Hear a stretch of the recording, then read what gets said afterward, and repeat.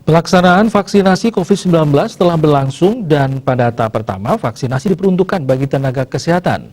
Sejauh ini vaksinasi telah dilaksanakan di 3 kabupaten, yakni Badung, Denpasar, dan Gianyar. Selanjutnya program vaksinasi akan mengarah ke seluruh kabupaten kota sembari menunggu kiriman vaksin selanjutnya.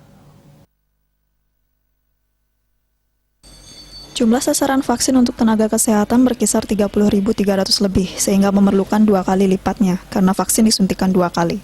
Vaksin yang baru diterima sekitar 50.000, jadi kiriman vaksin selanjutnya masih ditunggu, yang diperkirakan dikirim 22 Januari mendatang. Tahap selanjutnya yang akan menerima vaksin adalah pemberi layanan publik seperti TNI Polri, pegawai bank, jurnalis, PDAM, dan lainnya, serta instansi yang berhubungan langsung dengan masyarakat. Setelah itu, baru diperuntukkan bagi masyarakat. Kepala Dinas Kesehatan Provinsi Bali mengatakan kualitas dan keamanan vaksin sudah terjamin, sehingga masyarakat tidak perlu khawatir ataupun takut untuk divaksin. Terkait harga, vaksin ini disubsidi penuh oleh pemerintah pusat, sehingga vaksinasi tidak dipungut biaya sepeser pun. Dan ini kita akan lakukan lebih kurang 2 bulan ya, Januari sampai Februari. Ya, jadi sampai selesai di 9 kabupaten kota. Jadi karena jumlah vaksin yang baru diterima 51.000 ya. Ini sebenarnya masih kurang, kalau dengan sasaran 30.000 itu kali 2 kan 60.000.